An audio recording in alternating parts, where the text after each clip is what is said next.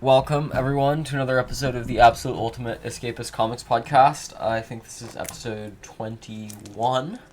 We're joined in the studio by Absolute Aldo, an incredibly sleepy Dr. Pearlberry, and Persephone.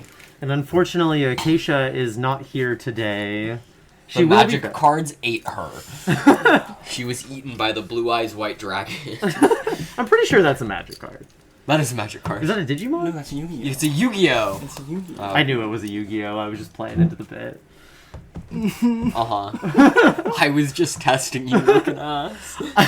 I watched a lot of Yu-Gi-Oh! Growing up. I don't know what to tell you. Pearlberry.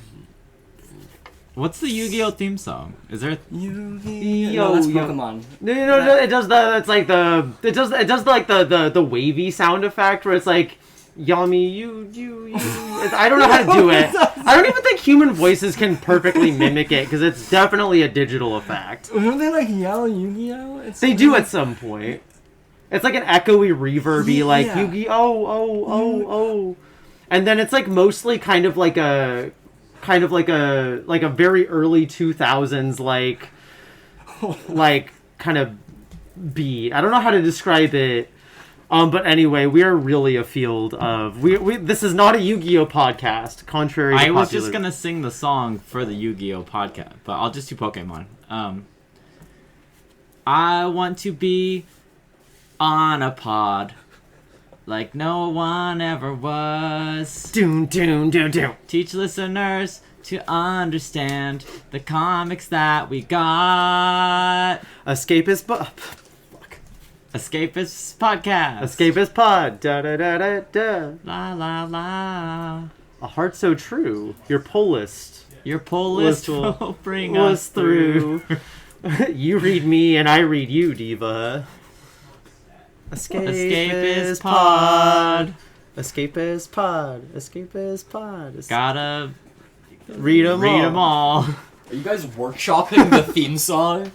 Yeah. The fact that you think I don't instantly workshop it as it's coming out of my mouth every you so time. clearly have it for like You months just kind of in look at me in the eyes and you say, "Pearl, sing a song," and whatever's in my mouth comes out.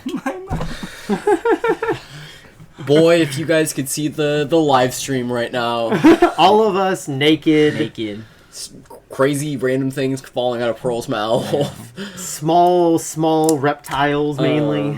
Yeah, itsy bitsy. We're gonna open this episode of the podcast with what Walter thinks we should call Tate Stacked, in which I talk about what I bought this week.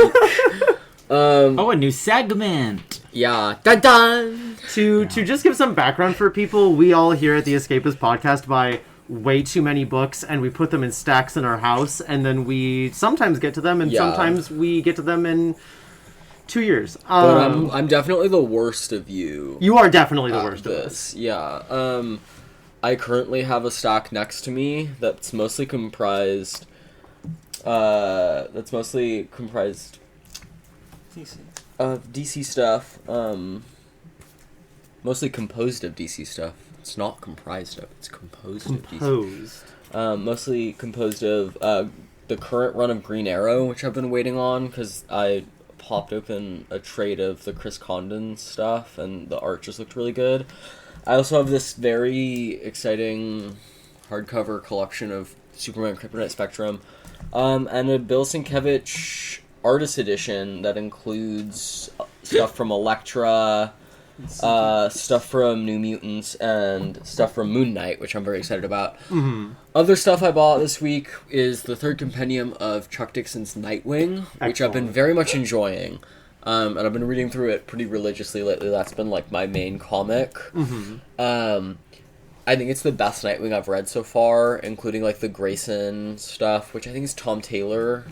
Not Tom King. No. The Grayson stuff is Tom King. The Grayson stuff is Tom King. And Tim Seeley. Yeah. Weird group of guys. And that stuff is really good, and it's definitely leans further into the horny stuff.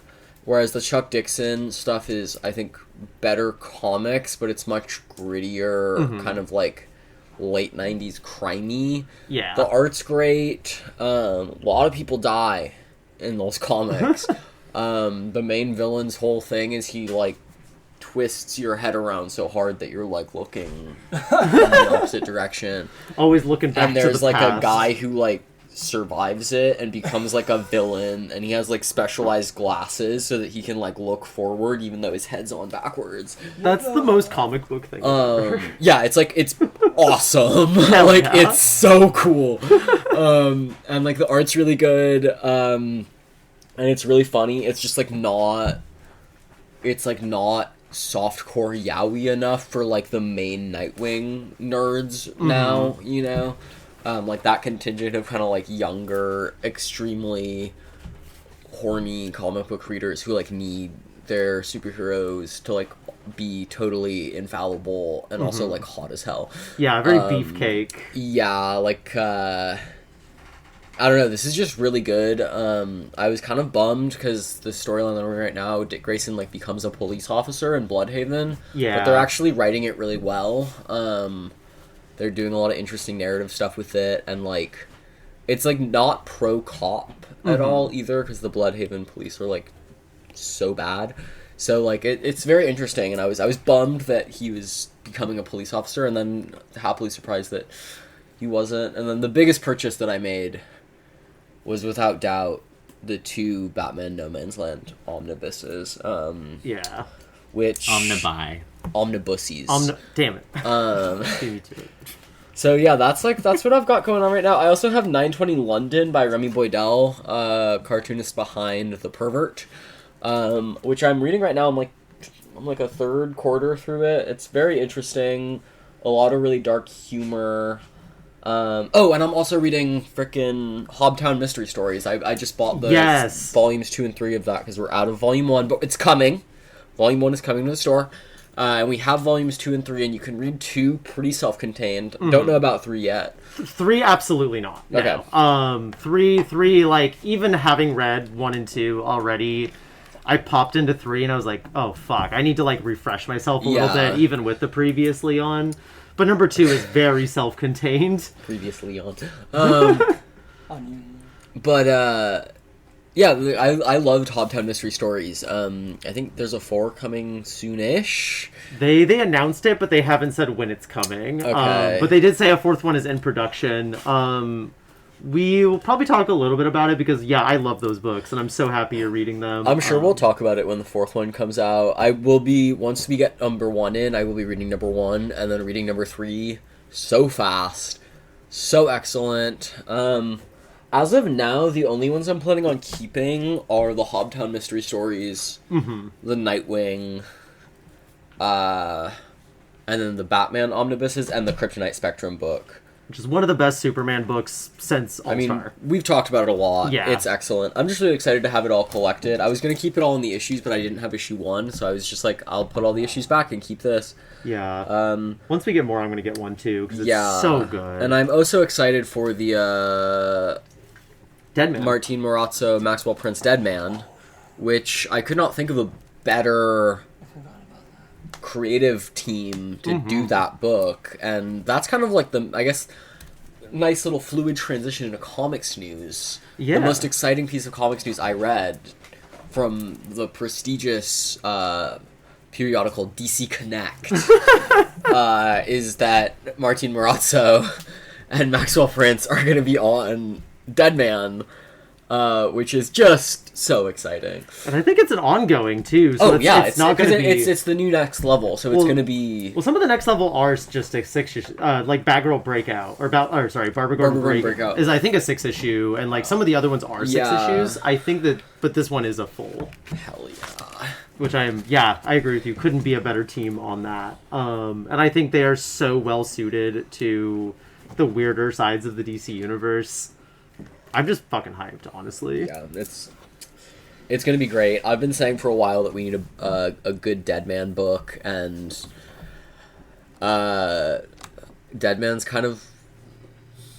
I feel like Deadman gets like really fun like side character-y vibes. Like he's really fun in Jail Dark. He's got like some really fun character moments in it, and he becomes really compelling. But like because it's a team book and it's like mostly focused on Zatanna and Constantine, he doesn't really get like time to shine. Yeah. So I'm very excited to just have like a book that it's like, here's Dead Man, written by like people who are weird enough artists and writers to suit a character as weird as Dead Man. Yeah. Who is like if Dick Grayson was a horny ghost. Like, or sorry, more like if Dick Grayson's parents who died on the trapeze became horny ghosts. Yeah. We've had so little of him over the last like the last thing I can think of was like, there's probably one sooner than this, but like Batman Damned. Yeah, I'm sure he's popped up in like one of the Justice League books or like JSA or something randomly in the last like few years, but I think people just don't really know what to do with him. So I think Prince and Marazzo are going to be a good choice for this, especially after the smash hit that was Kryptonite Spectrum. I'm sure DC is like itching to put them on more stuff.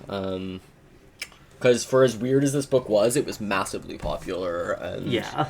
I'm sure Deadman's going to be weird, but I doubt that it's going to be like as not inaccessible, but like experimental, yeah, as Kryptonite Spectrum is. I mean, this is a weird comic. Yeah, I hope they let them go crazy as they've done in Kryptonite Spectrum with the supernatural corner, but it is going to be a mainline title. I mean, I also think if it's going to be a long-running series, it can't be this consistently weird either. Like, it would just start to wear a little bit. Yeah, that's true. Yeah, I'm supremely excited for that. What other news do you have?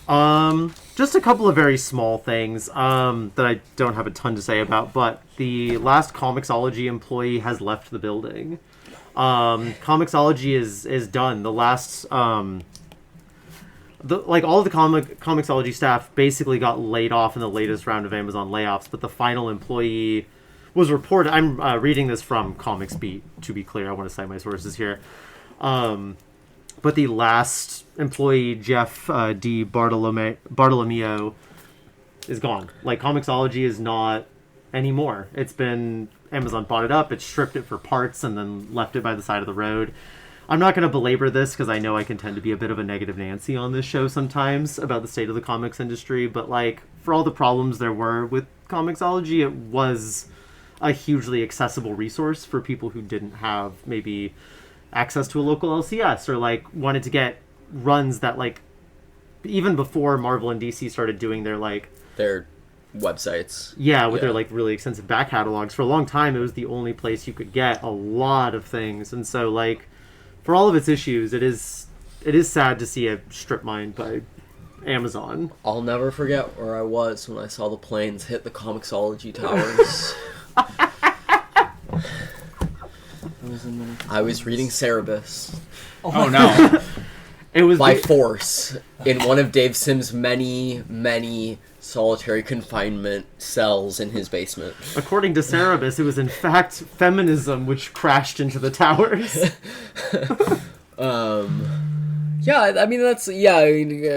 Sad to see Comixology go for exactly the reasons that you just described.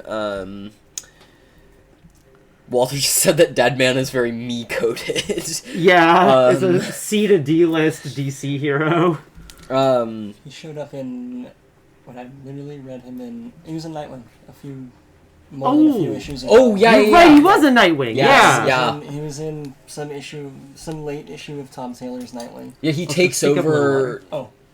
He was in some late issue of Tom Taylor's Nightwing, but he's like, what's the city in the mountains, like in Nepal? It's like Namba Parbat. He's like living there, and only people who were there with him can like see and hear him. Yeah. I like that. Like, that's part of his character, is that he just gets to like chill with the holiest of holies in like this city of enlightenment. It's very interesting. I'm so excited for this book, guys. But yeah, the Comixology thing, I mean, very sad that it's gone for exactly the reasons that you said, which is mainly that it kind of just provided access to people who wanted to just read like a huge amount of comics that aren't necessarily always accessible for financial reasons or geographical reasons, or just because like we don't have it, you know. And I work here, and despite that, I also have like a DC Universe Unlimited subscription, because sometimes I want to read the Chuck Dixon run of Birds of Prey, and we don't have those trades as much as I would love to add them to Tate Stacked here. And no one has those trades, No. but am I going to order them from Amazon? I mean, from eBay, because I need them in paper? Like, no, I'm not Yeah. Walter.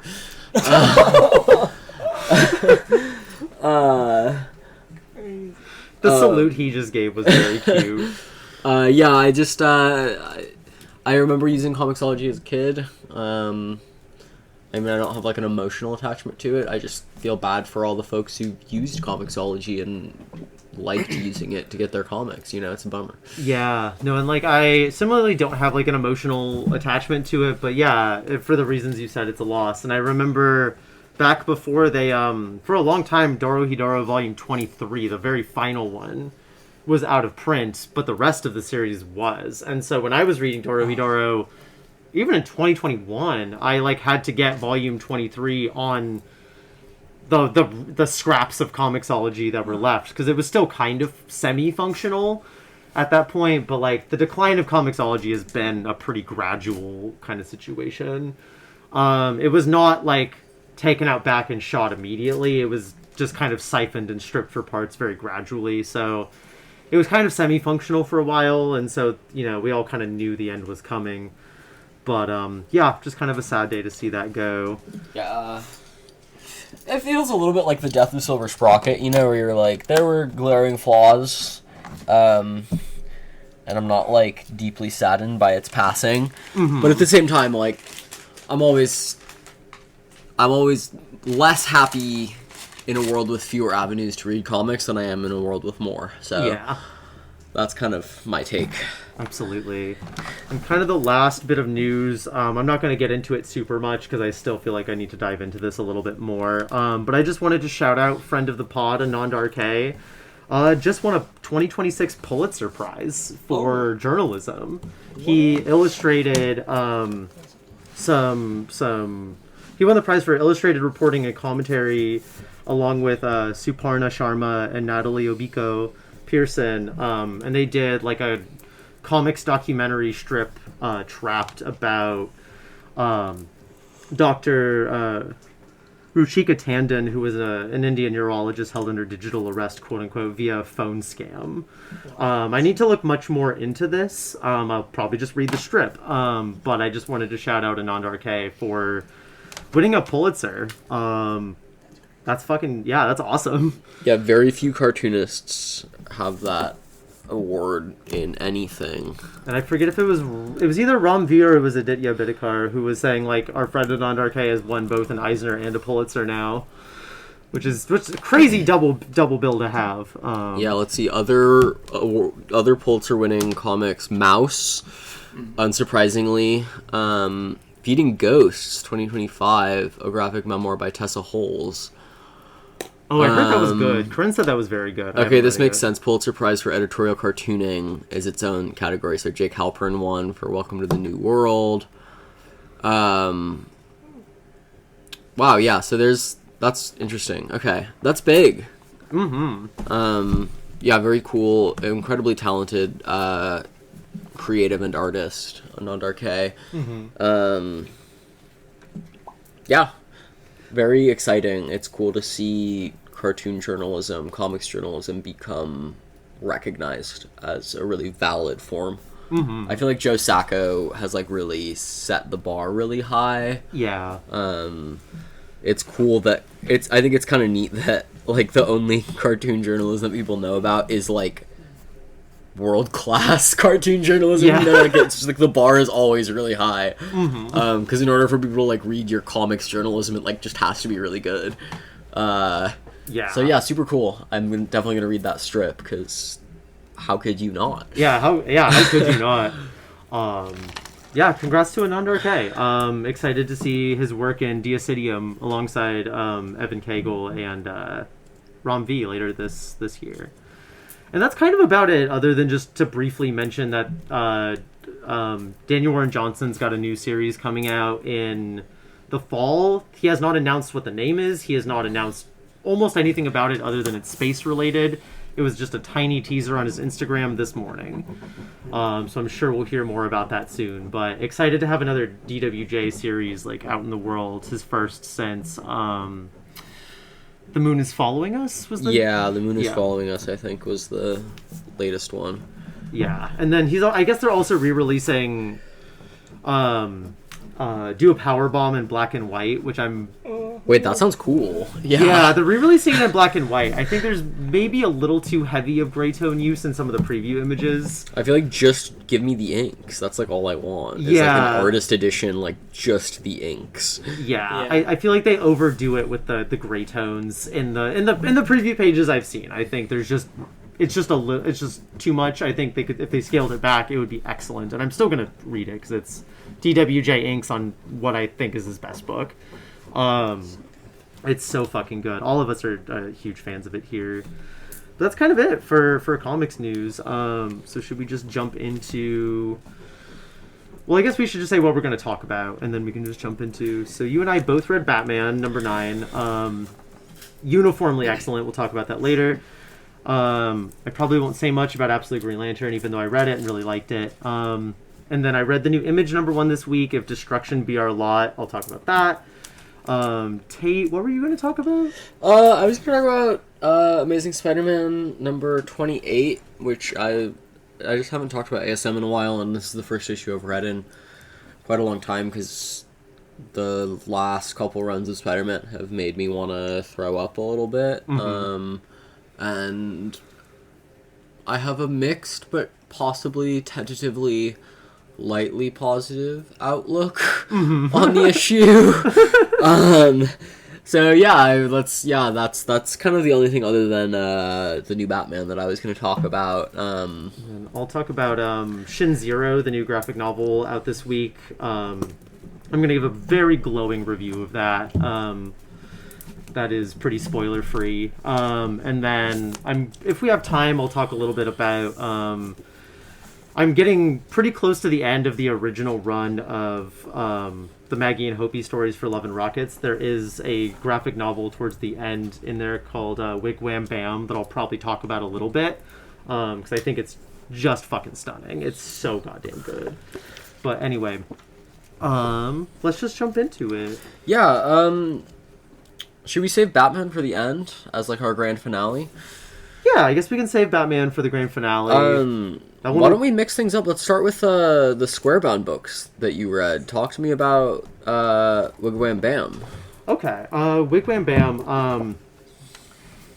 By this point in the story, like, Maggie and Hopi are kind of separated, and so there's about like a good 100-page stretch where like this is some of the most things that happen in 100 pages I have ever read. We touch on almost every single character across every possible tone, ranging from like old ladies with like littles fetishes to like specific intra wrestling like fucking what do you call it, drama, inter wrestling, women's league wrestling drama, to like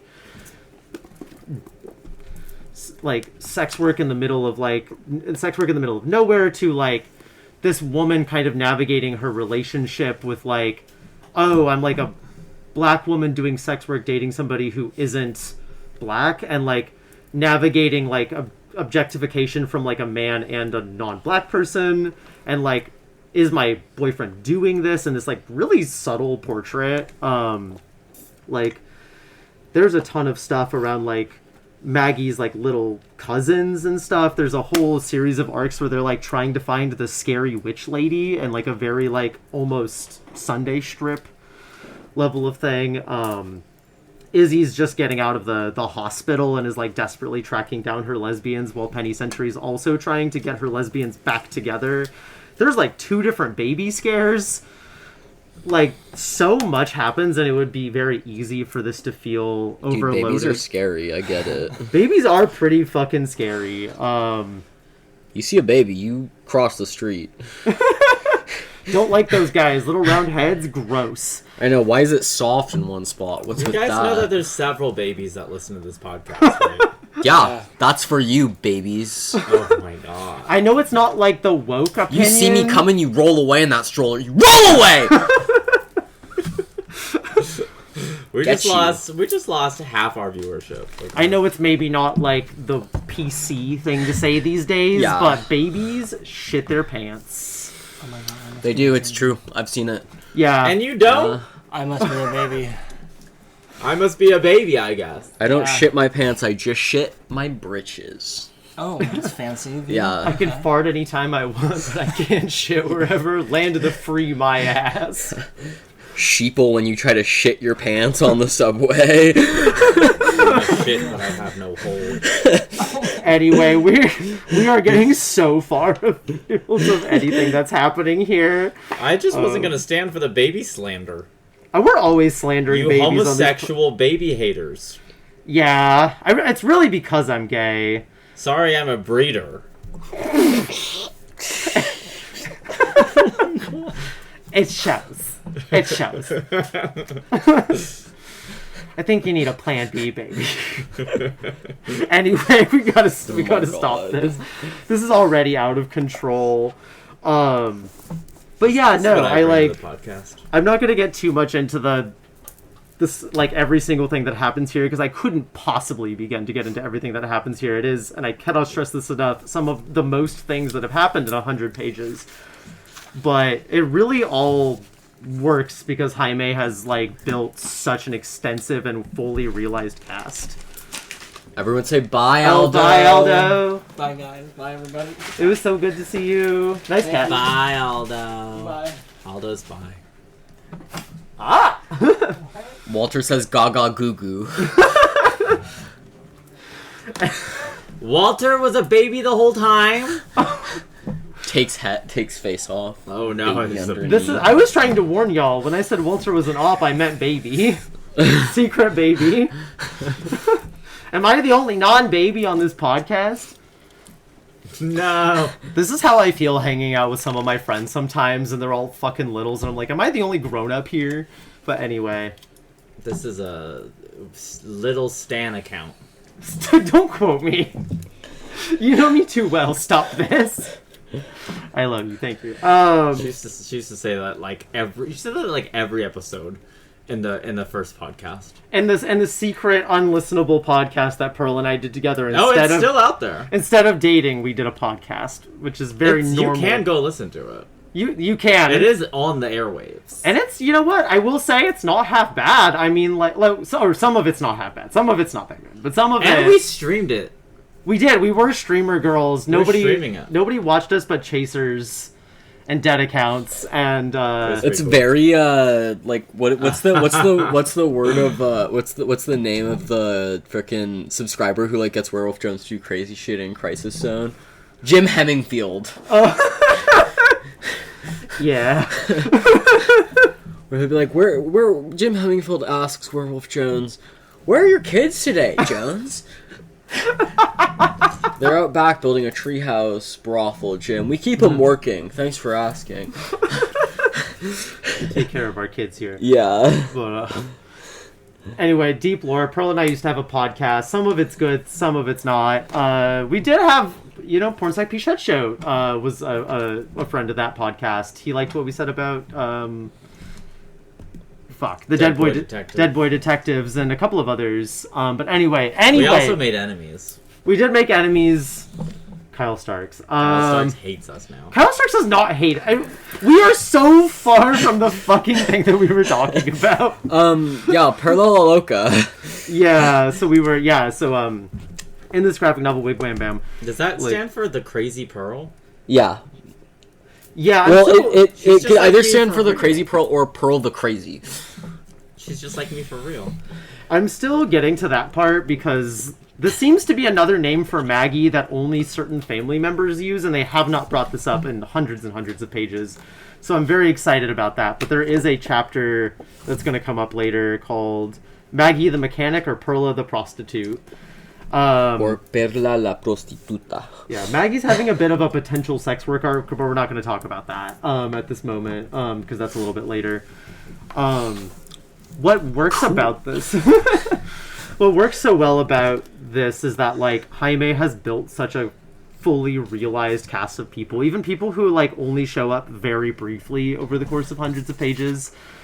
Like, Daffy shows back up, and I was like, oh, fuck, it's Daffy! This is my glup shadow, is just, like, pointing at different characters and, like, Love and Rockets and being like, oh, it's that guy from the second issue whose brothers, like, wanted their car fixed. I just can't help but love all the art in these books. It's impeccable. It's just so good, and the characters are also unique. Their art makes me think of your art. I'm going to be like I'm highly inspired. super for real. Like you've got like whatever they have. Ooh. Yeah, you do. Which reminds me, if you want to see my art, you have to come by the store and pick up our newest zine. We have a free zine out right now, and it's got like 3 or 4 pages of Persephone written and Pearl drawn Nancy fan comics. Just putting it out there. We're really proud of these. You should check them out. And Pearl did an amazing job illustrating them. Pearl, fucking chef's kiss. Yeah. Beautiful, incredible. It's the background on our work computer right now, not to brag. Yeah. High bar too. We don't just put anything. We don't put anything. We don't just put anything on the background of that work No, it computer. has to be good. We don't put fucking Hush 2 on the background of our work computer, I'll tell you what. Hush 2 could never. To be clear though, Jim Lee has confirmed that My Blue Nancy, the comics by Persephone and Pearl, is canon to the world of Hush. Oh. Yeah. Jeff Loeb said they're really good, and Jim Lee said they're canon now. I think we might have to stop. The Jim Lee thing was fine, but when Jeff Loeb got involved, I don't like that. We held a seance. This is like when Republicans got really into like Dave Chappelle, and then Dave Chappelle was like, why did they like my... How could they like my anti-trans jokes so much? I know. It's weird. I don't hate trans people or... Anyway, hold on. Again, very afield. Yeah. Point is... This is some of the most perfect comic art. Like they're just like so on it. And what's incredible too is like how perfect it is from issue 1. Yeah. Like the flipping consistency. through that facsimile issue 1 that we got, it's crazy to just see them be perfect the whole time. Yeah. Like there's no other comic artist that I know of who's just been like that consistently good for that long, you know? And you listen to interviews of them and it doesn't seem like they were drawing comics as kids and stuff, but it's not like they were like 40 and having like drawn stuff without publishing anything before they put out Love and Rockets. Like It was the first thing they published. yeah, they just like went from being kids doodling to one of the masterpieces of modern comics. It's crazy. They were like 19 or 20. They were really little when they started the first Love and Rockets. It was 79. I am very curious though, Pearl, like what are the inspirations from the Hernandez bros, Los Bros Hernandez, that you see in your own art? I mean, I love that they don't do... It's really the inking. The inking is just unstoppable. They don't do, like, gray tones. You know what I mean? Like, it is just straight black and white. If we need to convey shading, it's done through, like, light cross-hatching. Like, the black blocking and, like, the way we outline characters, like, through the silhouettes of the inks is, like, so impressive to me.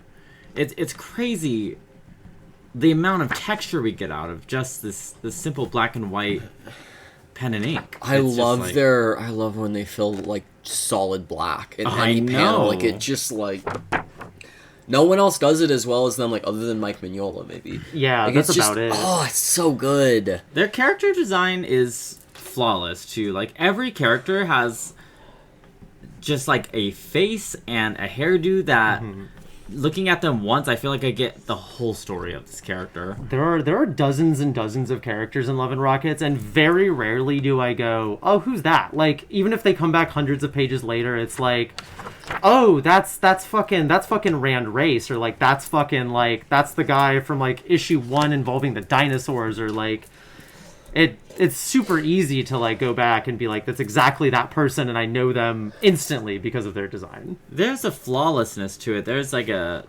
something that is it feels effortless. I know, it just feels like it flows from them. Yeah. Yeah, God. Man, fuck those guys. And it's crazy It's how amazing. like, It's incredible. and it's crazy how tonally too, like their art style doesn't change that much to fit whatever tone of story they're doing, because they run every possible tone. Yeah, you'll get, like, something really, really, really surreal, and then you'll get, like, what if wrestling and big boobs? Yeah. And then you'll get, like, lesbians chatting about their truck problems, you know? It's Yeah. really interesting. Yeah, the amount of lesbians is heroic, and like the men writing lesbians, I mostly don't give a hoot. But Yo, kind of the only person that I like who writes lesbians as well as they do, who's a man, is Tinian. Yeah. It's like Tinian and them. Yeah, easily. I was talking to a customer in the store, actually, because Corinne, this customer and I were talking about Jaime, and we were talking about the way he writes lesbians, and it was like, it's very clear that he just hung out with a bunch of dykes. Like, Yeah. there's like, in that Wigwam Bam, there's like extended sequences of like intra-community dyke drama that you're dropped into, because like Hopi rolls up into it and then gets like embroiled in like several different people's dyke drama. Yeah, there's And some it's- real L-word stuff that happens. there's no way they didn't have there's some lesbian aunt Yeah. or series of lesbian aunts that they have that He hung out with lesbians. Like, he had to have. Like, there's no way the writing these like scenes of like these party scenes where these intra dynamics are happening, and it's like you had to have been hanging out with these girls, like smoking joints together or like having a beer or like whatever. Like, there's no way that you have this level of like ability to write these women if these were not women like you were in some level of community or at least proximity to very consistently. yeah, I would love to learn how they really sit down and do their inks, because it's just beautiful work. And it's crazy to think that they both are like that. I mean, all three of them are like this, but Gilbert and Jaime, because this is just all Jaime stuff. But I know. Gilbert too is like an impeccable ink. They're both impeccable inkers. I Like, want to, like, just look over their shoulder. Because their inks, too, it's, like, weird. Because it's all hand-drawn and all hand-inked. But it looks like I was watching you fill in Nancy's hair on your iPad, where you just, like, click with the iPad, like, Yeah, the Apple I- Pen, and it's just, like, bloop, and it's, Yeah. like, solid black. But, like, that's, like... And, like, obviously, like, scanning techniques and shit that they're doing, but, like... I mean, they have to be like, upping so the contrast or perfect. something. No, Like, I for don't- sure.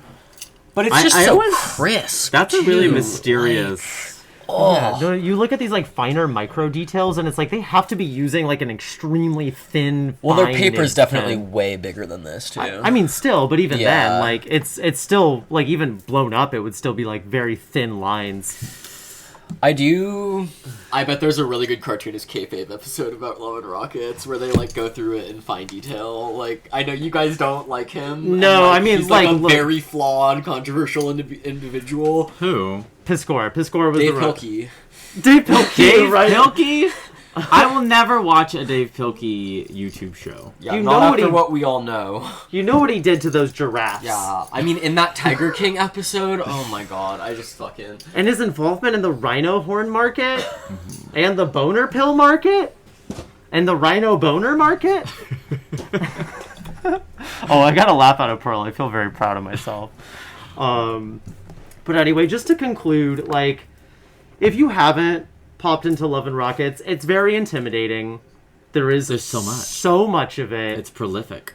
Just if you look at the paperbacks on our shelves, you can very easily, it'll tell you like you find one of the brothers, and then it'll tell you like this one I have says the third and concluding portion of the Locust storyline from the original Love and Rockets magazine. And that's the best way to check it. Or you just get the Locust Compendium, which is what I've been reading mainly, and then This isn't in the Locust Compendium? this is in the Locust Compendium. I just didn't bring my Locust Compendium to work because it's Oh. big. And so I just wanted a smaller page to read off of. And then, yeah, Gilbert's Palomar stories or Palomar are going to be in a compendium later this year. You can also just pop in on... I'm giving one of our subscribers Cohetes, which is just like random ephemera short stories. Like, you can kind of just pop in and just vibe it out and just... Yeah, you'll find something you like. Like, it is intimidating, but it's way more accessible than you think it is.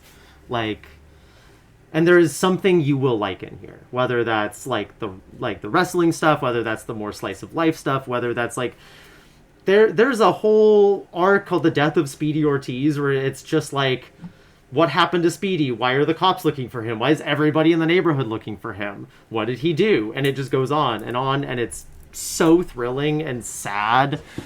It's honestly some of the best stuff that I've read from them, along with Wigwam Bam, which is named after a song. When they actually get to why it's named that, and I won't reveal it, but when they get to why it's named that, so touching and so sweet. It's also fucking hilarious. The last thing I'll say about it is I just popped a story where, like, Aunt Vicky... Popped a story? I popped into a story. Like it's a drug or a pimple. Yeah, it's like a barbiturate. Yeah, it's like a barbiturate. A Barbie, if you will. It's like a lewd. Allude. I'm alluding to my use. Anyway, the thing I just popped into, there is a page where Aunt Vicky in the wrestling ring is getting her shit rocked because she's too busy being, like, having a gay panic about how all the other wrestlers are dykes. And she's trying to figure out if she needs to quit, and she's so distracted gay panicking, she just gets beaten up by the other women wrestlers. It's so good. Just check it out. It's a really excellent series. I cannot recommend it enough. We used to have a really great art book that I wish we still had because I feel like Pro would be really into it, but it was this, like, large format book of just Jaime's wrestling drawings. He just did, like, really, like, it wasn't comics. It was just, like, like a drawing of, like, a moment in wrestling. And it was really good, but they didn't up the contrast. So you could see the pen strokes on the blacks and stuff, and it was really cool. I love that, those, like, artist editions. You really get to see where they're whiting out and everything. Yeah, but I just kind of looked around, and I don't think we have it. I thought it was titled Life Drawing, but it's not. Life Drawing's a collection of comics. I will look later to see if we can somehow... We had it years ago. It's probably out of print, but I'm still going to try to see if it's available. I mean, actually, Phantom might still sell it, but... What's this gross perversion of Power Rangers that you're reading? Oh, Shin Zero. I feel like I've been talking a lot. Can we... Yeah, do you want to switch around? Yeah, I think maybe switch around, because I feel like I've just been talking a ton, so I feel like we can jump on... I feel like we've been talking as a collective. I was trying to shut Pearl was kicking ass. She was doing great. I love hearing about her art. Something.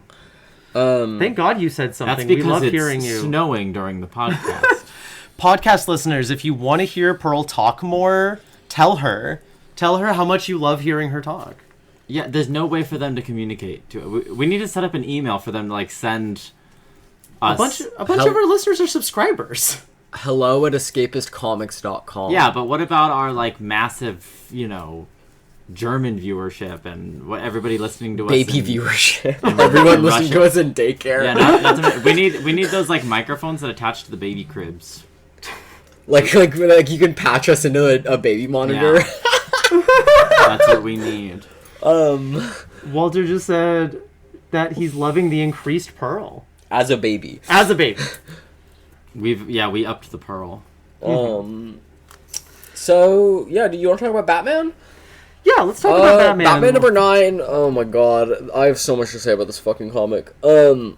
So the first thing I want to say, just to get it out of the way, still one of the best things on the shelf. Yeah. Easy. Period. It's better than... I think this issue is better than any issue of Absolute Batman. Yeah. And I think that's true of the Joker issue of this run. I think that's true of other issues. But I think this really solidifies... You Matt obviously Fraction. haven't been reading the Ghost Machine universe. The Ghost Machine Guidebook issue 2, which is out this week. I'm not fucking reading that. I think this solidifies, to me, what we've been kind of saying, which is that every issue it seems like they're just getting better, and that he's, like, settling in more and more to his run. Because, good God, this to me feels like the best issue yet, but I feel like that's, like, every issue I pick up, I'm like, oh man, this is the best one yet. Every page there's something I could talk about. So there's, like, I guess, like, some of the things I want to say is there's some we keep harping on it, and I feel like there's been like a lot of like good setup of the relationship between Bruce Wayne and Damian Wayne as like father and son, and I feel like there's a lot of payoff in this issue. Yeah. It's just like so thoughtfully written, and there's like so much care put into it. And I'd kind of forgotten that Alfred was dead, but there's this like really beautiful scene of like Bruce having an imagined conversation with Alfred in which Alfred scolds him for kind of being a shitty father to Damian, and like he kind of decides to lock in with like love and care for Damian in a way that is really lovely. And then it's all this kind of like emotional weight is like super juxtaposed with like some just like super thrilling action rendered by, is it Ryan Sook? Is that his first name? It's Ryan Sook, yeah. Yeah, so it's Ryan Sook. He's the guest artist for this issue. I mean, he's nailing it. It's like it's not a downgrade from Jimenez, which is saying something, because Jimenez sets the bar really high. Yeah, we were both worried when another artist got announced, that we were like, is it going to drop in quality? What's going to happen there? But no, it's been just No, it's stellar. awesome. And there's some really funny parts of this issue, too. There's a great scene where, spoiler, here's that Tim Drake is dating a new girlfriend, and she gets, like, really jealous and pissed off. Oh, boyfriend. He's dating his man. No, he's dating a woman, I think. No, that's... Oh, is this a man? That's a man, yeah. That's a butch woman with a pixie cut. All men are butch women with a pixie cuts, if you believe. But she gets jealous of I guess, Tim's new man. And so she, like, diverts her, like, escape route to run over some cop mercenaries, which is just good old-fashioned, like, absolute Batman annual cop-hating fun, in the best way possible. It's all, like, one long action sequence, which is so freaking good, and I don't want to ruin this, because I just feel like the payoff is so good, so I feel like we should keep that under wraps. Yeah. But what I will say is that, Fraction, continues doing his, like, fun little, like, bat technology labels, that say, like, I think, like, another really fun one is, it's the frickin' the burn bag. It's, like, these bags that they, like, drop off that, like, explode and, like, burn everything around them to, like, destroy evidence and stuff. Like, it's just very... I don't want to say, like, Silver Agey, because this is not really, like, Silver Agey, but it's camp. Yeah. In a way that makes me feel the same way as, like, Silver Age comics, where it's, like, it's freaking cool. Like, Batman's got cool stuff. He's got gadgets, and, like, he flies and stuff. Like, I love that he's blue, too. I say this to everyone that I talk about this run with, but Batman's blue in this, and it's just better. Yeah, it's just better when he's blue. He can be shadowy, because you can't shade black. It doesn't work. It all just becomes an amorphous blob, and it mostly doesn't work, other than there's a very few artists who can do, like, a pure black Batman, and it's, like, McKean and Mignola and, like... There's somebody else I was thinking of. John Paul Leon. There we go. Yeah, that's and not Dini. Tim? Yeah. Bruce Timm. Yeah. Yeah, and Bruce Timm can do it. But for the most part, like, blue is just better. Like, it pops way better. And the other thing that I will say is that this has... I squealed when I finished this issue, because it reveals... the setup for Barbara Gordon Breakout, and everyone's been talking about Barbara Gordon Breakout because it's one of the new Next Level books, and everyone's like, how did she get there?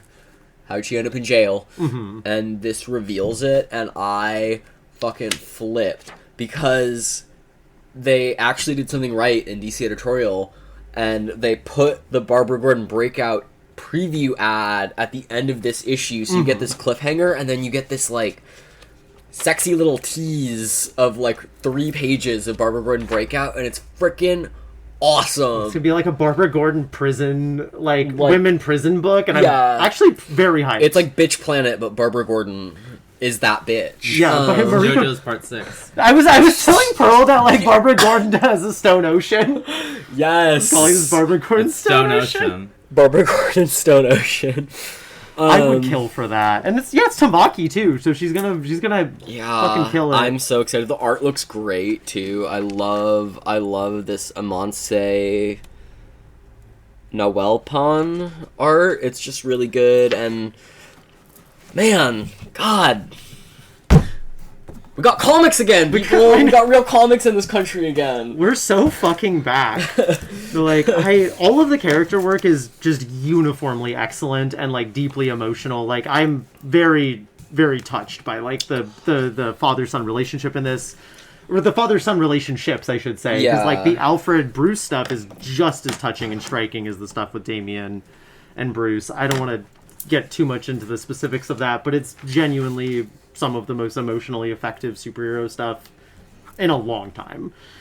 I'm happy to see Duke Thomas back. I'm happy to see someone fucking remember Duke Thomas exists. I know Duke Thomas and Spoiler are two of my faves, like who I always want to be in Batman comics, and they both take front stage. Yeah.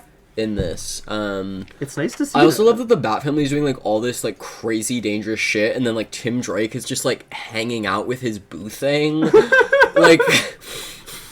And, like, no one seems to care. They're just like, yeah, he found a hot man. Other than Stephanie being like... I know, Stephanie's, like, pissed off about it, which I kind of, like, I love that. That's, like, really, really funny. Yeah. Yeah, it's just so good. Just made me happy. Brought a smile to my face. Best comic, like, best single issue that came out this week. It's just so It's excellent. so dynamic. There's, like... Sook is doing something that I'm always really happy when...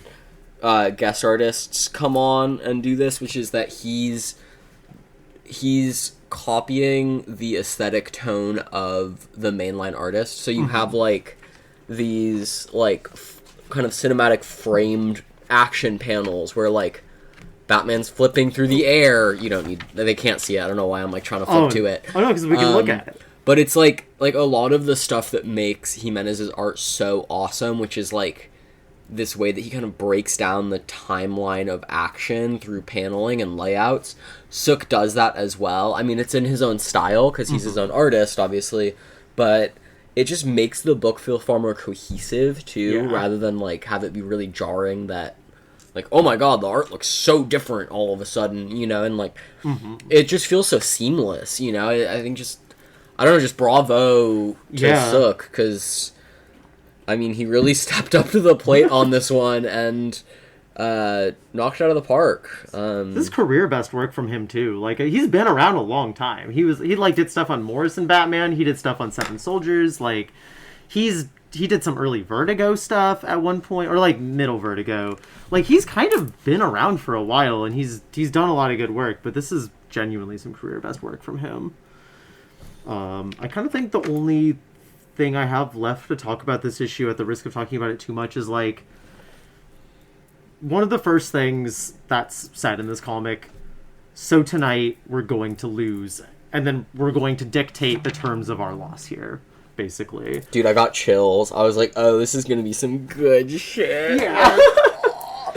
And it's nice to see, because like so many people, I was thinking about this last night, like so many people have decided that like Batman never loses, and like people accuse Morrison of doing this, and it's like, and they like say that Morrison's the one who set this precedent, which is like only true up to the point where Batman gets fucking murked in his run. Yeah, like Batman gets killed in their run. Batman gets killed in their run. Damian gets killed in their run. They fuck up like a bunch of times, and like they're like has a plan for everything, because that's the common complaint, is like Batman has a plan for everything, and he's like too perfect.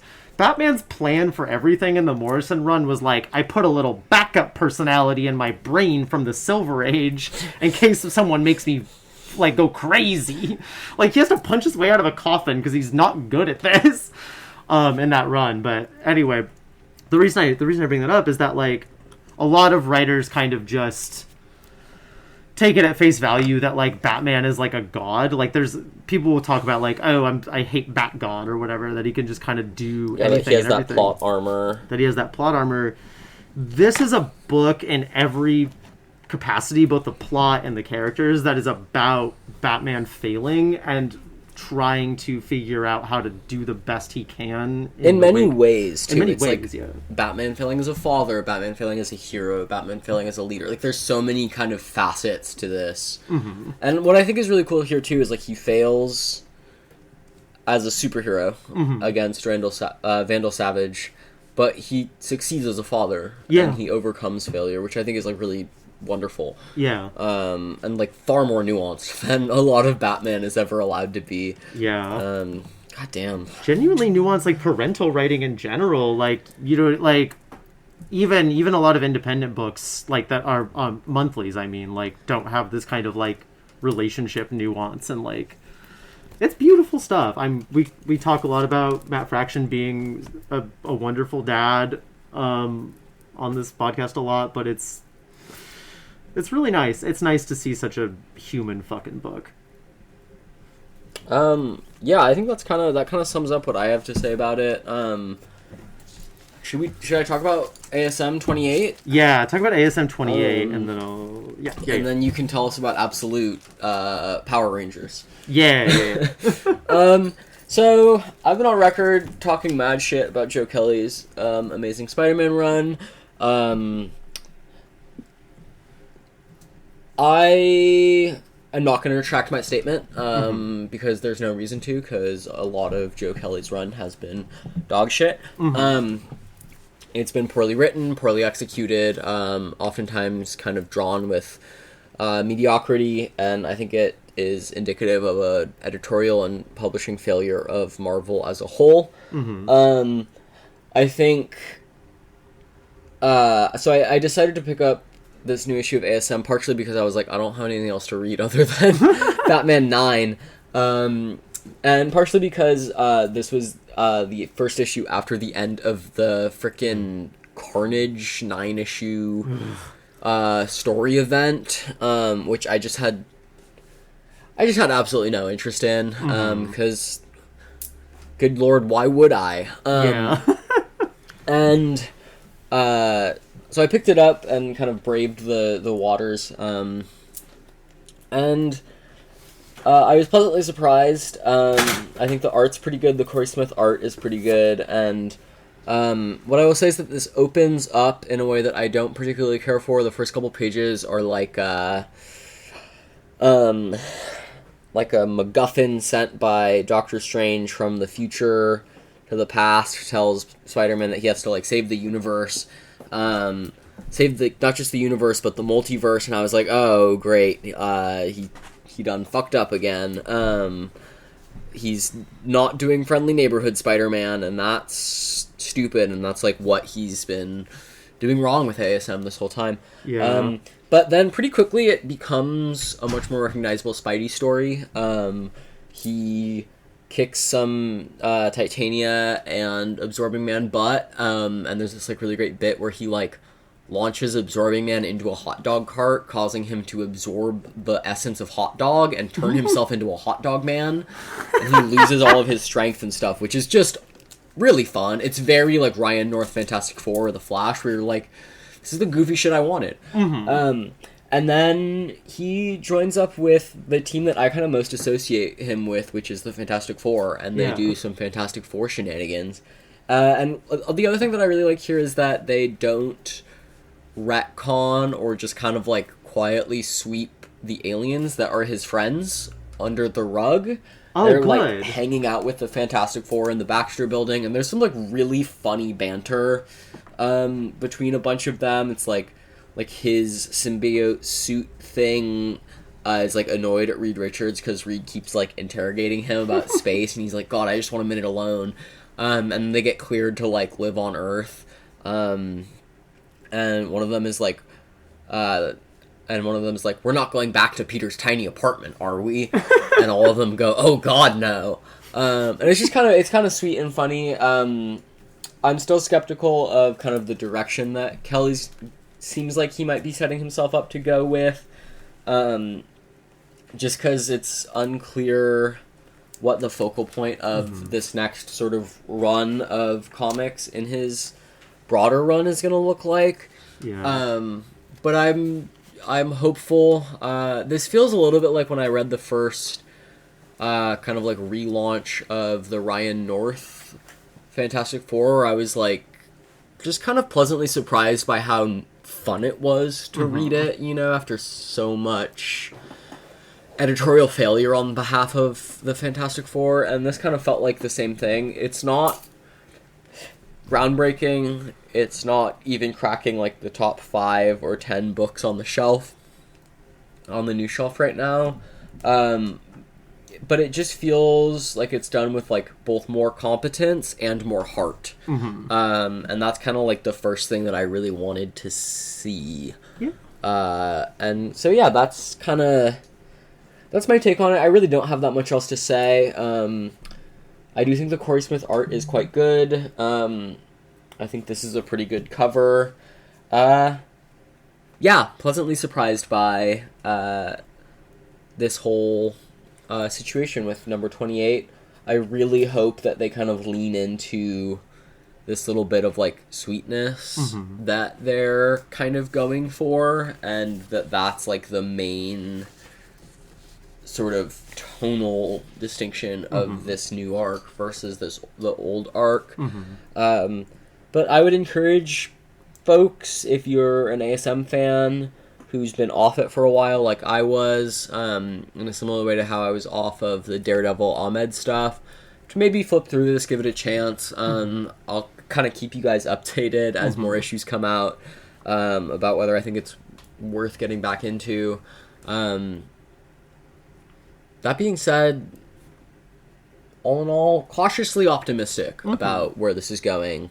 I'd love to hear you briefly talk about the contrast between the cover and the interiors, because when you were talking, because I remember before you read this issue, you looked at the cover and you're like, Spider-Man can only get the shit beaten out of him, and that's kind of the only thing Marvel will let him do. But then now talking about the actual the interiors are drastically, like the tone of the interior feels drastically different from the tone of the cover, which is a little weird to me, but also like not foreign to comics, you know. I mean, the number of terribly drawn interiors to a Hellboy title with gorgeous Mike Mignola cover art are in the thousands at this point.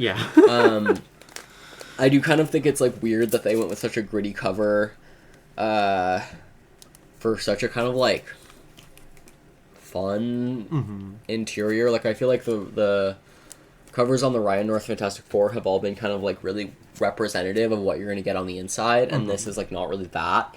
He doesn't really get like the crap beaten out of him in this issue, which I'm like totally fine with. Like I think he's like allowed to not almost die every issue. But yeah, that's a good point. I would also just like love to see lighter covers. I don't know, like why has he got to be bleeding out on the cover of this one, you know? Like I wonder if Marvel's just like so locked in on this particular tone of Spider-Man that like even if they're willing to maybe change the interiors, they're scared of like scared of like pushing away some like imaginary person who like only reads Spider-Man because he just really they're just sadists. They're just like, God, I love when that kid gets his shit rocked. Like it's just so weird because I feel like I've never heard any like if that person exists, they're such a rare comics reader, you know? Like I just feel like the internet is so populated with people just like so sad about the direction that Marvel has taken Spider-Man in the last like 15 years, you know? Like when was the last time you saw like a promising YouTube video recommended to you about like what Marvel's doing with the Spider-Man comics, you know? I'll give you a hint, it predates the existence of YouTube.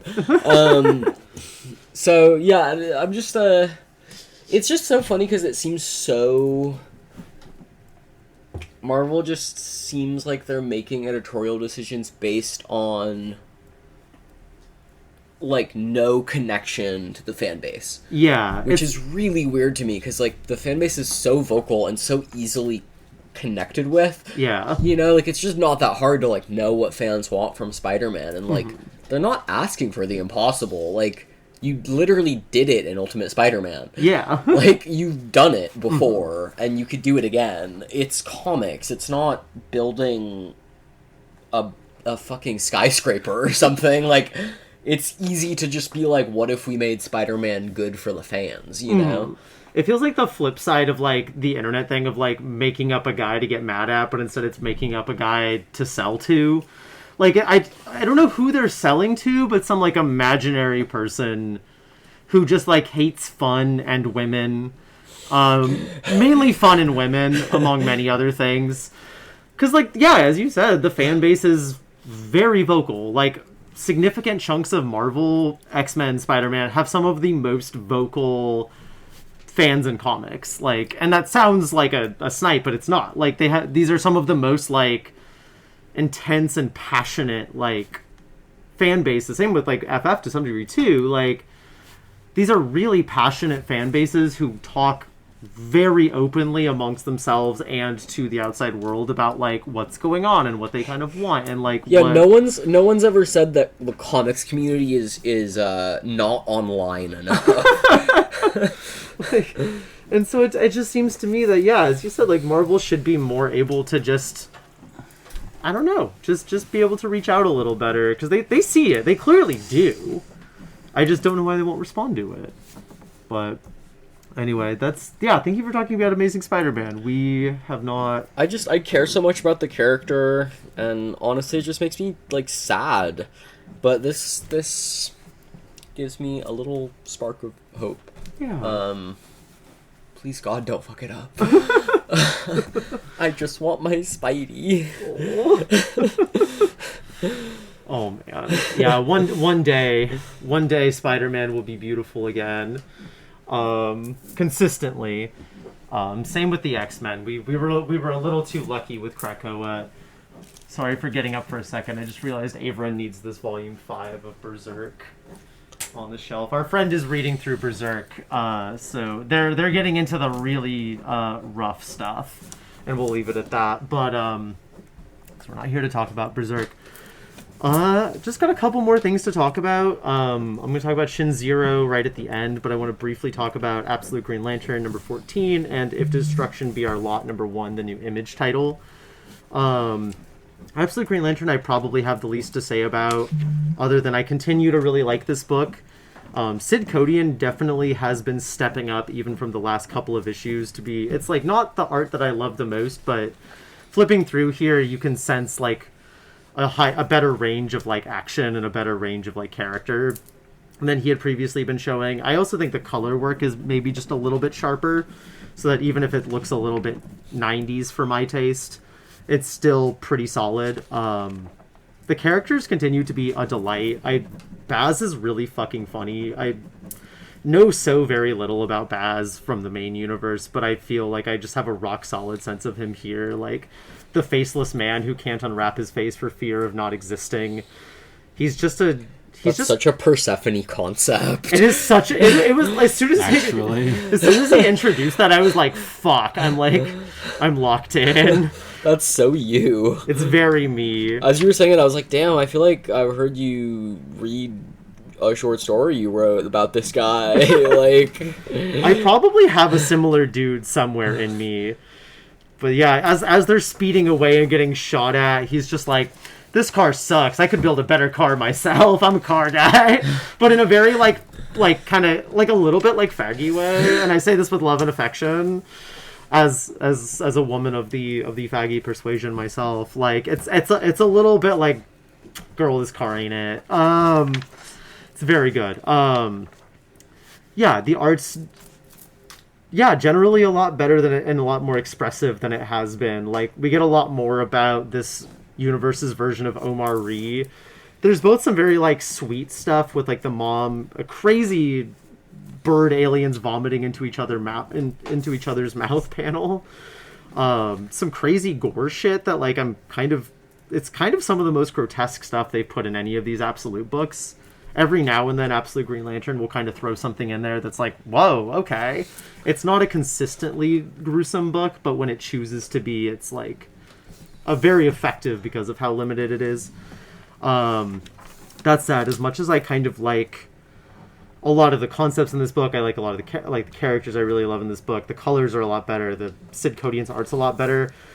One area where it does really fail is, unfortunately, Codian again, where, like, he just draws Omar Ree Tomari, a little too, like, maniacal bad guy announcing his master plan, and it kind of takes some of the nuance in the writing, or that may or may not be, I can't tell, to be quite honest with you, if, like, some of my feelings about certain plot developments are, like, problems with the writing, or, like, it's coloring the writing in a certain way because of how, like, cartoonish bad guy, like, smiling cruelly as he does bad guy thing. Twirling mustache. It's a little too, like, twirling mustache, a little too, like, the worst comic with, like, Thanos or Darkseid you've read is.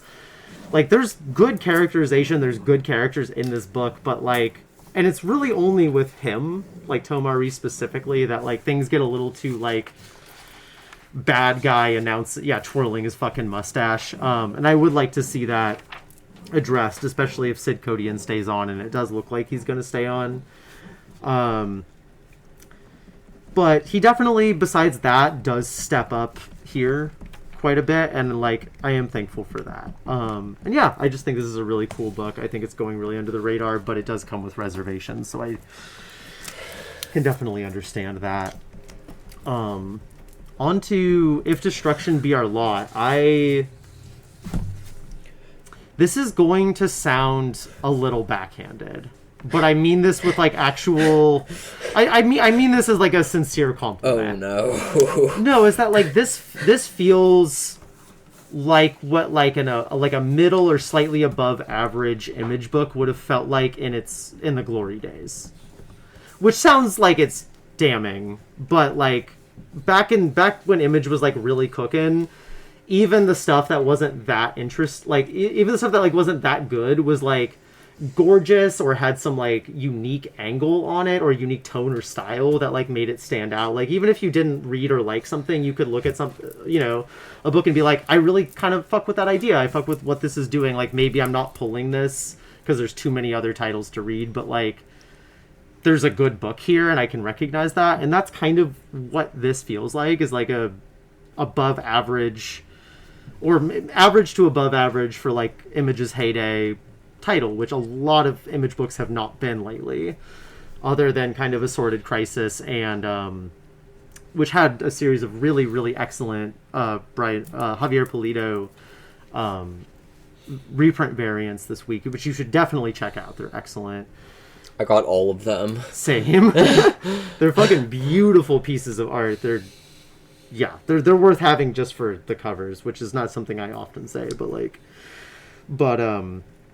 yeah, it's, but, like, other than that and kind of In Your Skin, like, there's not a lot from Image that feels even kind of like, oh, that was cool, that was neat. Like, and this is not going to blow your socks off, but it is interesting, and, like, I feel, I don't know, I just, like, while I don't entirely socks off. You know, good for her. If you're giving my mom a good time, good for her. God, why did I say that? My mom doesn't listen to this podcast. It's fine. But I support all of her decisions. You know whose decisions we don't support? Babies. This is our anti-baby podcast. Yeah, I know. I don't support babies' rights, and I don't support their wrongs. Especially not their wrongs. This is what makes us such a trans podcast. We did say the word breeders one time on this, so yeah. Not we. One of us said the word breeders. Yeah, I forget who, honestly. But fake news. Trying to jump into it. This is Matthew and Mark Elijah Rosenberg. I don't know who Mark Elijah is, but I assume that he's Matthew's brother or another family member. Art by Andy McDonald, colors by Francesco Segala, and then our boy Hassan Otsmain. Ella, thank you. Sorry, my brain just completely farted that one out. Oh. Like,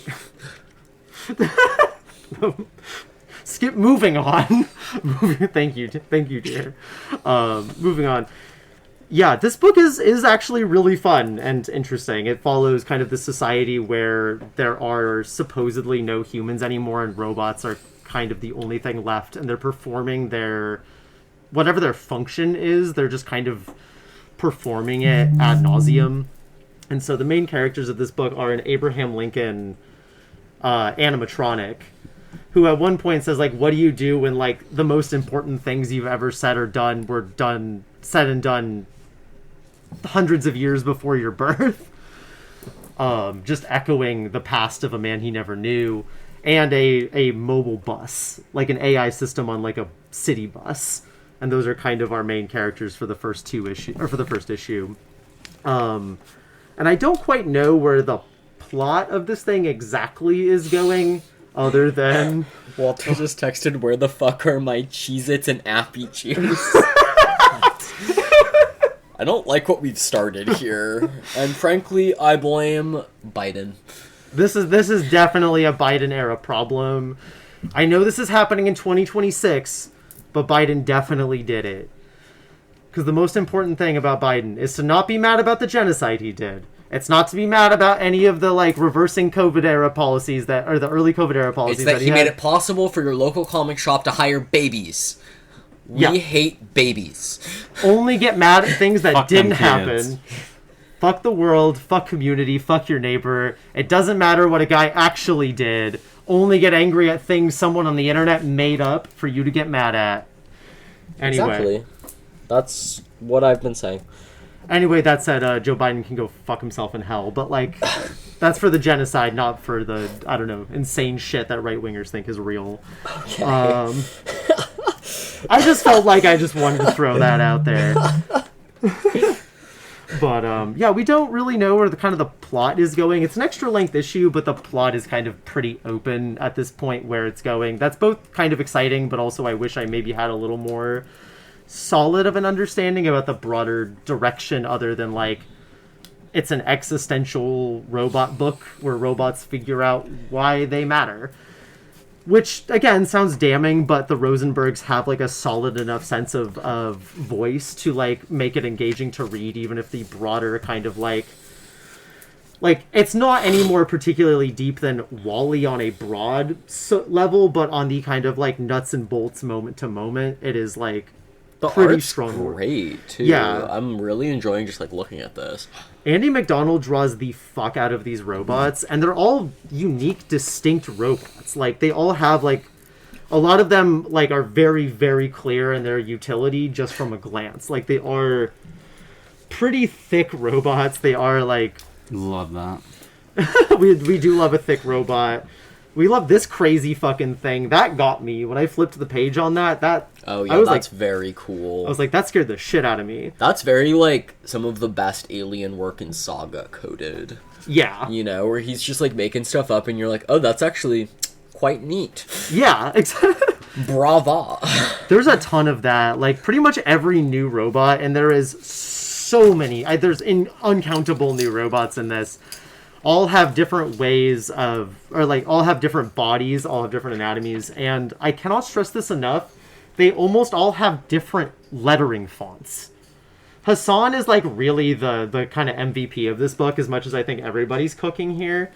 Hassan's work on this issue alone is award-winning. This man makes new fonts for genuinely maybe upwards of 20 different characters.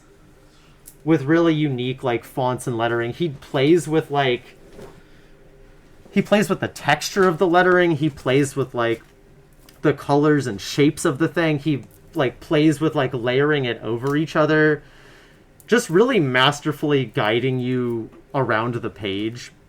Like, even with pretty heavy exposition sequences, you can, like, look very clearly on, like, the page... The way the page is composed and really guided by particularly Hassan is excellent. Like, if he was doing no other work this year...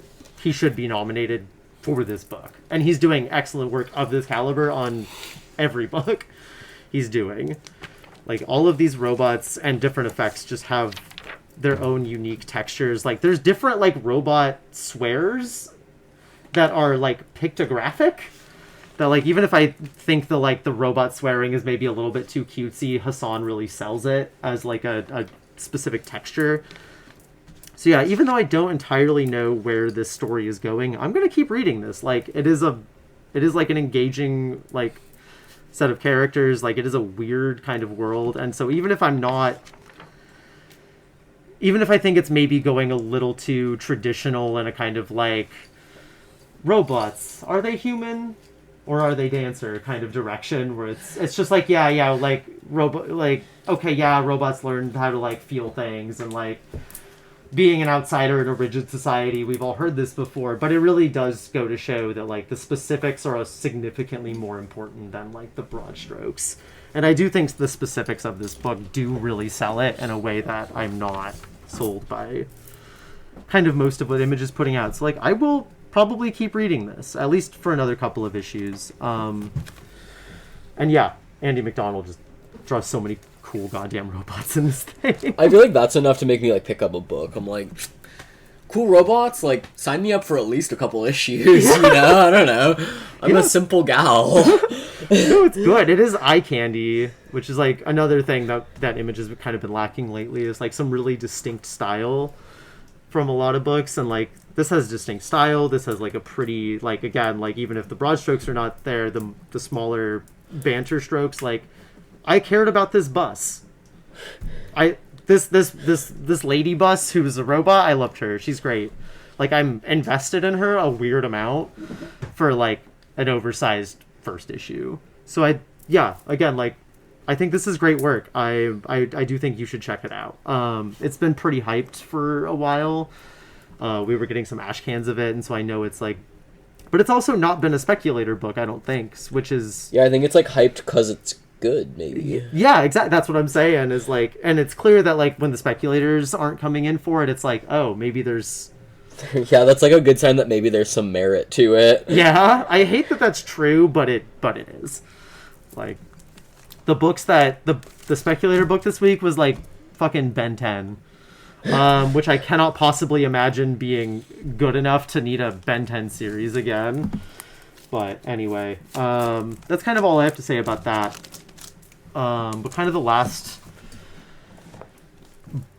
trade that I want to talk about before we, I don't know, kind of maybe end, or like, actually, would you want to talk about AIDS and Superheroes a little bit?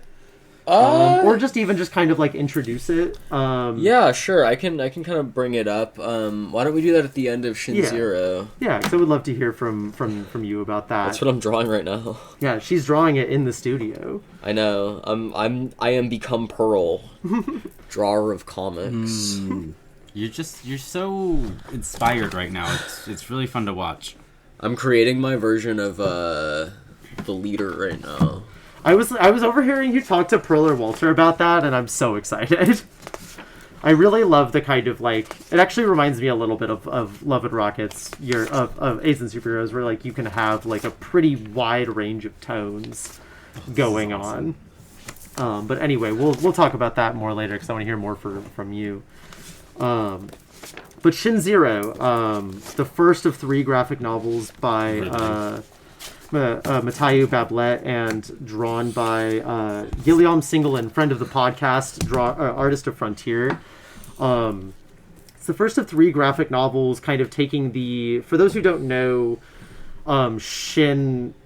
Recently, there have been some, in the last, like, 5-10 years, there's been, like, Shin Godzilla, Shin Ultraman, Shin Kamen Rider, where they're kind of taking these, like, tokusatsu, kind of, like, or tokusatsu properties, and kind of putting like a more like modern contemporary spin on them, or at least tell us about tokusatsu. Talk to us a little bit about what that means for it's viewers who aren't steeped in this specific corner of the nerd realm. Yeah, let's talk about that. So it encompasses like a pretty wide range of things. I'm going to be like referring back to an essay in the back, a pretty short one that's just kind of an introductory primer. The direct translation is literally special effects, and it's a genre which started with the first Godzilla movie in 1954, and kind of encompasses everything from Godzilla to like Ultraman to Kamen Rider to Power Rangers, up to arguably even like Sailor Moon, even though that's getting like more sub-genre at that point. It's a pretty wide kind of umbrella genre that covers like particular like mainly focused on kind of like these big monster battles and transformations, robots. Like it's the kind of like big mecha genre. It's the kaiju genre. It's like men in rubber suits beating the shit out of each other, which is frankly the height of cinema. If I'm being quite honest with you. I know, it's kind of like it's like when you watch WWE and you're like, this is objectively an evil corporation, but holy shit, this is like better than anything. Like it's just pure just like straight into your veins entertainment. Yeah. You know, it's just like how I imagine it feels to be like a deeply uncomplicated frat guy who's able to like crush a beer can against your forehead, you know? Yeah.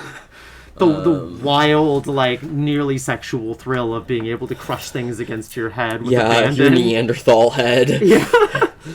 And so this is like...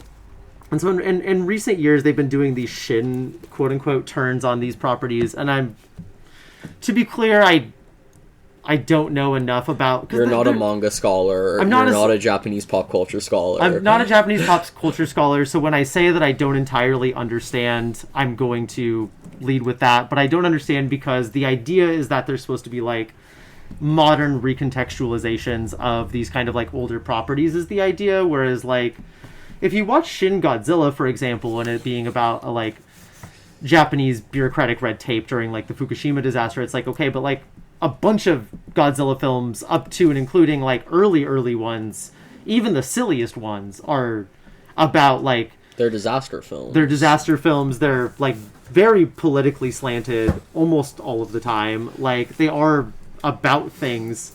And so like maybe the modernity of it is like Fukushima versus, you know, the bombing of Nagasaki and Hiroshima. Maybe that's the modernization, but I just kind of don't understand the idea that, like, Godzilla films, like... But then again, I'm probably just misunderstanding something here. That said, it leads us to Shin Zero, which is kind of a Shin update of Power Rangers and kind of a Shin update of Ultraman, kind of at the same time. It's specifically about, like, the uberization of... like Sentai, which are warriors who fight kaiju. It's like guys in big costumes who, like Power Rangers or Ultraman, who just grow big and beat the fuck out of kaiju. Whether they use robots or whether they use like growth superpowers or they're aliens, it doesn't really matter. It's just about getting big and kicking ass. Ultra Mega, for those who were keyed into that, is like very much about that, very much pulling from that. And this actually feels like this probably feels like the most of the Shin stuff that I have seen or read, the most that is actually, like, modernizing. Because what it's actually about is, like, what if Sentai didn't have kaiju to kill anymore, and they became Uberized? They became gig workers who were, like, rented out. So bleak. It feels really bleak in, like, a broad scale kind of way. It's like, what if you were a Sentai and you, like... And the only thing you can do now is working gigs where, like, you, like... stand outside of bars and make sure people don't get too rowdy, or like you like do janitorial shit. It's gig work. It's gig work in colorful costumes, like calling upon like a vaulted past that like just simply doesn't exist anymore. And it follows 5 different. It kind of reminds me of like, do you ever follow these people on Instagram who are superheroes in the real world? Yeah. There's a couple in Oakland. Yeah, there's a couple in Oakland. Kai actually. Yeah, I love her. Wait, friend of the pod, Kai. Like there are a couple like neighborhood patrol people who like are like in the community, not like cops or yeah. No, like, they're superheroes. They're actual superheroes. The ones in Oakland are very anti-cop. Mm-hmm. But they'll literally just like bring food to homeless people, walk around in costumes. Wait, that's like awesome. That's so fun. Yeah. And like, but yeah, they hang out outside of bars and shit. I don't think they really like do gig work, but I don't know. Yeah, it's kind of reminded me.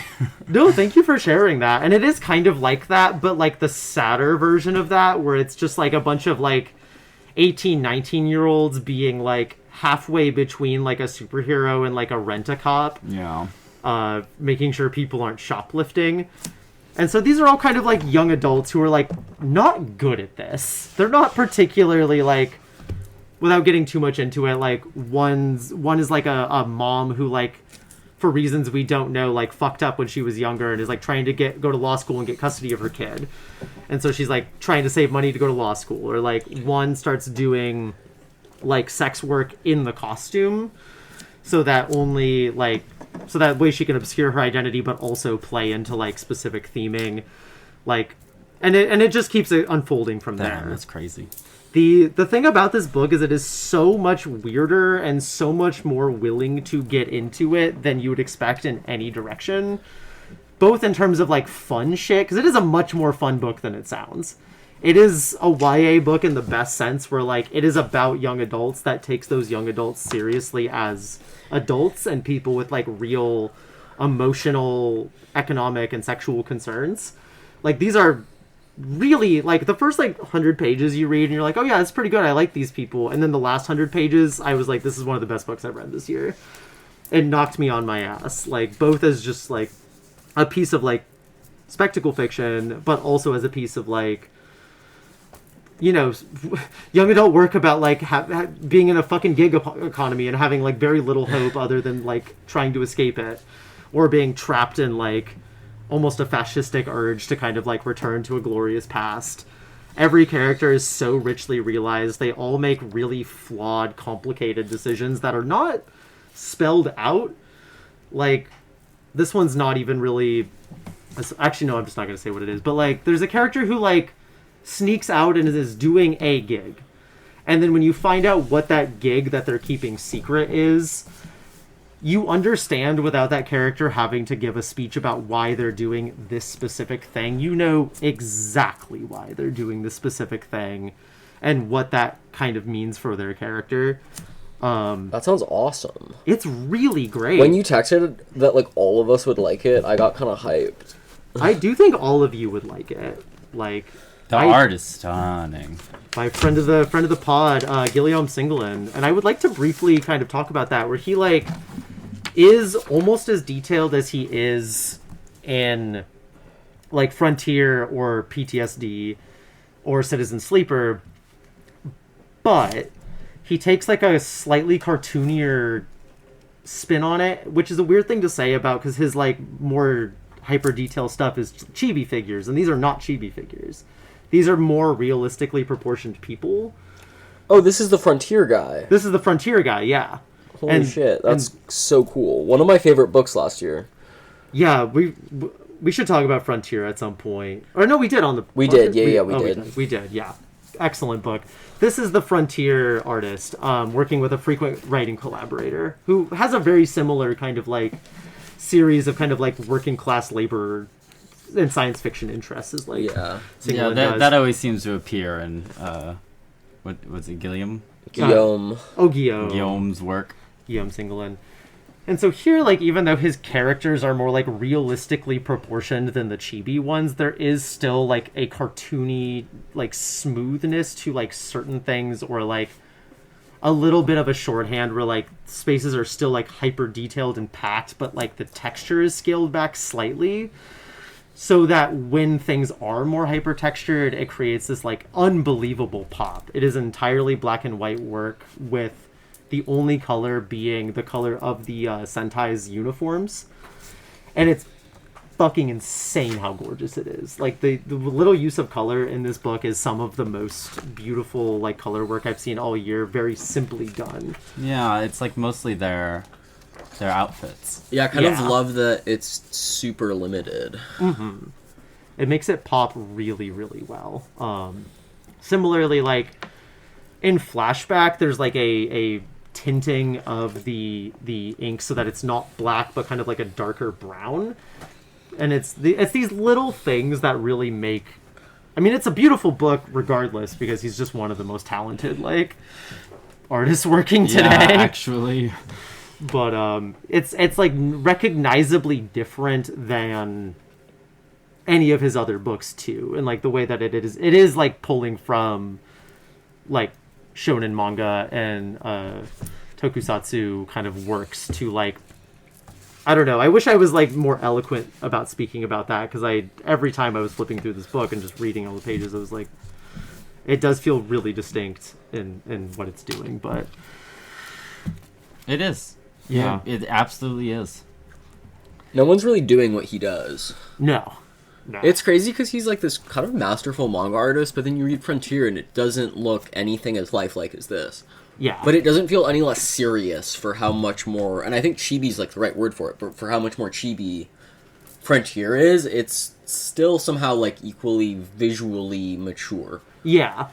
And then in this way, yeah, it's like It's really hard to explain like why Frontier works unless you've got it like in front of you. Yeah, that is a frequent problem I have as like somebody who does not illustrate but has read a lot of comics. Is like it's you when you try to like talk about a piece of art like this where it's like you just kind of have to see it. Yeah, because you say the word chibi and people think, oh, kitty bullshit. Mm-hmm. But it's like not that at all. No. Like in each of those 3 books, even the 2 that have chibi art styles, quote unquote, have different visual paint textures and like textures to like the environment that create distinct feels, even though they're very similar styles. And similarly here, there is a smoothing at certain points, especially in the kind of more YA sections and like not as much like the flashback sections.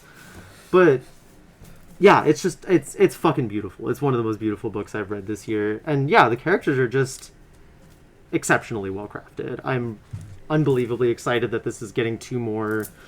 2 more? There's 2 more, yeah. This is the first in a trilogy. Oh my god. And it just, like, I'm so fucking psyched for where this is going. Like, this book, again, with no details, is, like, willing to take some swings narratively with its characters. It's willing to, like, defy the conventions of any of the genres it's working in. It's willing to get, like, incredibly real in ways that don't feel too brutal to read. Like, it's not, like... It does get into, like, serious subject matter, you know, but, like, from policing to sex work and etc., like, but in ways that are not super graphic or, like, super, like... fetishistic, like... Which is not always the case for... kind of manga in general. I think manga has like an unfortunate track record of dealing with that kind of thing to varying effects. This came out, I think this actually came out... This is on the last week. This is on this week's shelf. I guess what I meant was that it came out beforehand, but we didn't get it. But then but that's a silly distinction for me to be making when it's new to the store. So why am I making it? We love you. Oh, thank you. I like when you make silly distinctions. That was really sweet, actually. That was actually really reassuring. Thank you. Good. But yeah, no, this book is just like, I could talk about it forever. I think it's so funny and smart, and like, its characters make decisions that make you so fucking mad, but you can see why they do it, and other decisions that are just like, I'm so fucking proud of you, dude. Like, I can't believe you're doing this. I can't believe you're going this direction. That's such a sweet way to describe a book. That's beautiful.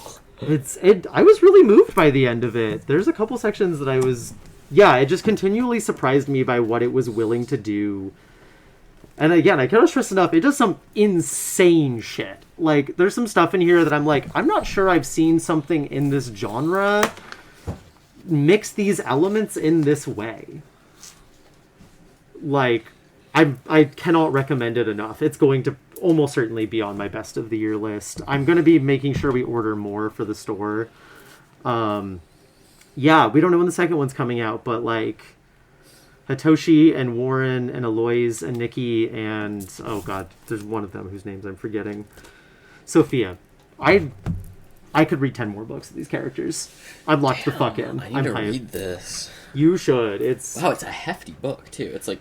It doesn't look it, but it's printed on, like, nice paper. Yeah. It's a very well put together book. It's a very well put together book. I will be reading this. I cannot take another book home right now, though. You guys,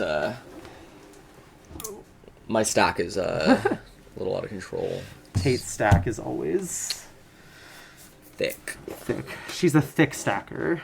Is that? Are we done? I kind of think we're done unless there's any other. Stare at her expectantly. The song that you've had written for months now. The Escapist is a store where we all work and we're all gay. And we're all trans, it's the escapist. The place where we make the pod. It's the escapist.